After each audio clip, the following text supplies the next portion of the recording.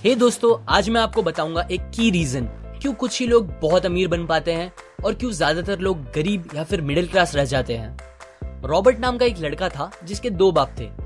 अब आप कुछ गलत मत समझिए, पहला उसका खुद का था पर दूसरा उसके दोस्त का बाप था जिसे वो अपना मुंह बोला बाप मानता था। पहले वाले ने पीएचडी की थी पर दूसरे ने कभी 8th भी पास नहीं की थी। दोनों बहुत ही स्मार्ट और हार्डवर्किंग थे पर दोनों की सोच बहुत ही अलग थी और दोनों रॉबर्ट को अलग अलग बातें सिखाते थे। पहला बाप बोलता था कि पैसा सारे फसाद की जड़ है, पर दूसरा बोलता था कि पैसा ना होना सारे फसाद की जड़ है। पहला रॉबर्ट को हमेशा महंगी चीजों के बारे में सोचने से मना करता था और कहता था कि वो हमारी हैसियत के बाहर है। दूसरा उसे कहता था कि वो सोचे और अलग अलग रास्ते ढूंढे जिससे वो सारी महंगी चीजें खरीद सके।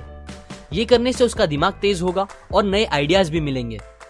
पहला उसे कहता खूब मेहनत कर, अच्छे से पढ़ लिख ताकि तुझे बड़ी कंपनी में नौकरी लगे और तू बड़ा इंसान बन पाए। दूसरा कहता था तू खूब पढ़ मेहनत कर पर खुद की कंपनी खोल ताकि तू खूब सारी नौकरियां लोगों को दे पाए। रॉबर्ट के पास एक एडवांटेज था, उसने अपने दोनों बापों को अपनी अलग अलग सोच के साथ बढ़ते और उनकी तरक्की देखी। उसने अपना दिमाग लगाया और अपने दूसरे बाप की बातें मानी और फॉलो की, जो कि बाद में मायामी फ्लोरिडा का सबसे अमीर इंसान बना और उसकी सिखाई बातों से उसने खुद करोड़ों कमाए, जबकि उसका पहला बाप जिंदगी भर गरीब रह गया। सबसे इंपॉर्टेंट बातों में से एक बात जो रॉबर्ट ने अपने अमीर बाप से सीखी वो थी फाइनेंशियल लिटरेसी, जिसका मतलब है एसेट्स और लायबिलिटीज के बीच का डिफरेंस जानना। अब आप गौर से सुनिए, ये नॉर्मल कॉमर्स में सिखाए गए मीनिंग से थोड़ा अलग है।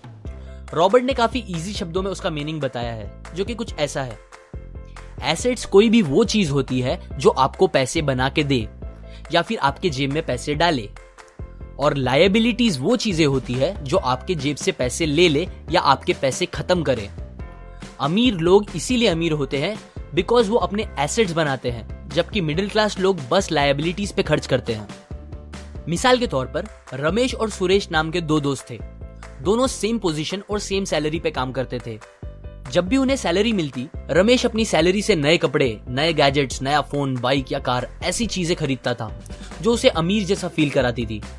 पर वो ये नहीं समझता था कि ये सारी चीजें लायबिलिटीज है जो उसके पैसे उससे ले रही है, ना कि बस जब वो उन्हें खरीदता है तब, बल्कि आगे भी मेंटेनेंस वगैरह के लिए, जिसकी वैल्यू वक्त के साथ कम हो जाएगी और ना ही वो उससे आगे कुछ पैसों का प्रॉफिट देगी। बट सुरेश ऐसा नहीं था। वो ये सारी चीजें नहीं खरीदता था जब तक कि उसके लिए बहुत जरूरी ना हो वो चीज खरीदना। वो पैसे जमा करता था और एसेट्स पे खर्च करता था, जैसे कि स्टॉक्स, बॉन्ड्स, रियल एस्टेट, अपनी खुद की स्किल्स बढ़ाने के लिए या कुछ सीखने के लिए जो उसे आगे और पैसे बना के दे। 2 साल बाद सुरेश करोड़पति बन गया, जबकि रमेश वैसे का वैसा अपनी कम सैलरी को कोसता रह गया और कहता था कम सैलरी उसके मिडिल क्लास होने का रीजन है। एक गरीब इंसान का कैश फ्लो कुछ इस तरह होता है, उसे पैसे मिलते हैं और फिर वो पैसे उसकी जरूरी खर्चों में खत्म हो जाते हैं। एक मिडिल क्लास का कैश फ्लो थोड़ा सा अलग होता है, उसे पैसे मिलते हैं, वो पैसे जरूरी खर्चों और लायबिलिटीज में खत्म कर देता है। इसीलिए मिडिल क्लास और गरीब में ज्यादा फर्क नहीं है। मोस्टली मिडिल क्लास लोगों को लगता है उनका घर उनका एसेट है, पर ऐसा नहीं है। आपका घर आपको पैसे बना के नहीं देता अनलेस आप उसको भाड़े पे दो, जबकि अमीर लोगों का कैश फ्लो ऐसा होता है। उन्हें पैसे मिलते हैं, वो उस पैसों से अपने एसेट्स बनाते हैं पहले और फिर उससे बने पैसों से खर्चा करते हैं। इसीलिए वो अमीर होते जाते हैं क्योंकि उनके इनकम के सोर्स बढ़ते जाते हैं। अगर आपको अमीर बनना है तो ये बात याद रखिए अच्छे से। इस बात से फर्क नहीं पड़ता कि आप कितना कमा रहे हैं, बल्कि आप उन पैसों को कैसे और कहां खर्च कर रहे हैं, ये इंपॉर्टेंट है। आपको कंज्यूमर की सोच से बाहर आकर इन्वेस्टर की सोच अपनानी पड़ेगी।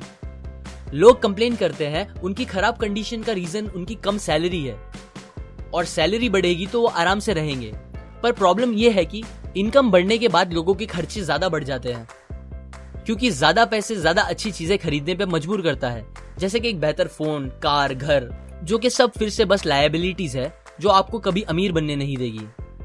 ये बातें मैंने रॉबर्ट कियोसाकी की book rich dad poor dad से पढ़ी है, जो वो पहली बुक थी जिसने मेरी सोच चेंज की और बेहतर बनाई।